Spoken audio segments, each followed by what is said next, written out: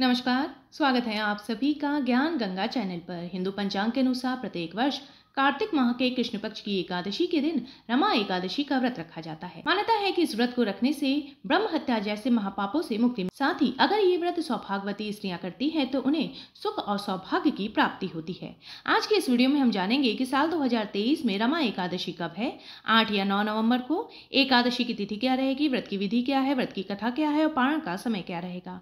तो चलिए शुरू करते हैं आज के वीडियो को। लेकिन वीडियो शुरू करने से पहले अगर आप मेरे चैनल पर नए हैं और अभी तक आपने इसे सब्सक्राइब नहीं किया है तो आगामी एकादशी व्रत की तिथियों की जानकारी प्राप्त करने के लिए आज ही मेरे चैनल को सब्सक्राइब कर लीजिए। साथ में बेल आइकन को प्रेस कर दीजिए ताकि आपको मेरे वीडियोस की नोटिफिकेशन मिलती रहे। वीडियो अच्छा लगे तो उसे लाइक और शेयर करना बिल्कुल मत भूलिए। तो चलिए शुरू करते हैं आज का वीडियो। रमा एकादशी के दिन व्रती को ब्रह्म मुहूर्त में उठकर स्नान आदि से निवृत्त हो जाना चाहिए। उसके पश्चात स्वच्छ वस्त्र धारण करे और व्रत का संकल्प ले करके मंदिर में दीप प्रज्वलित करे। उसके पश्चात भगवान विष्णु की विधि विधान से पूजा करे। भगवान विष्णु को फल फूल अर्पित करे। उसके पश्चात भगवान विष्णु को भोग लगाए, भगवान विष्णु की आरती करे।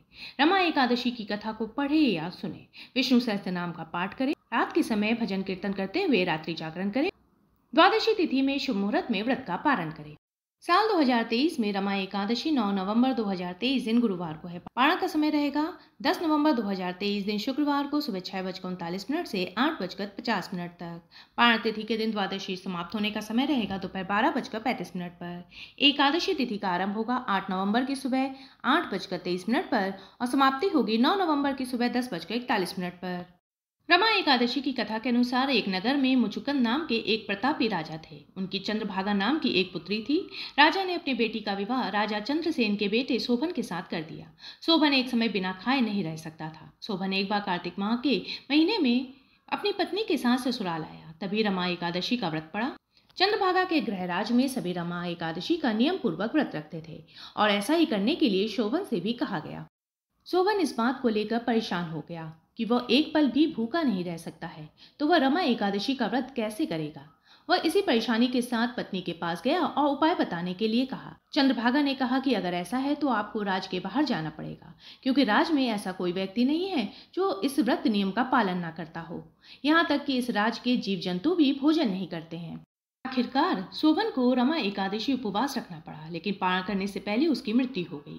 चंद्रभागा ने पति के साथ खुद को सती नहीं किया और पिता के यहाँ रहने लगी। उधर एकादशी व्रत के पुण्य से शोभन को अगले जन्म में मंदराचल पर्वत पर आलीशान राज्य प्राप्त हुआ। एक बार मुचुकुंदपुर के ब्राह्मण तीर्थ यात्रा करते हुए शोभन के दिव्यनगर पहुंचे। उन्होंने सिंहासन पर विराजमान शोभन को देखते ही पहचान लिया। ब्राह्मणों को देखकर शोभन सिंहासन से उठे और पूछा कि ये सब कैसे हुआ। तीर्थ यात्रा से लौटकर ब्राह्मणों ने चंद्रभागा को ये बात बताई। चंद्रभागा बहुत खुश हुई और पति के पास जाने के लिए व्याकुल हो उठी।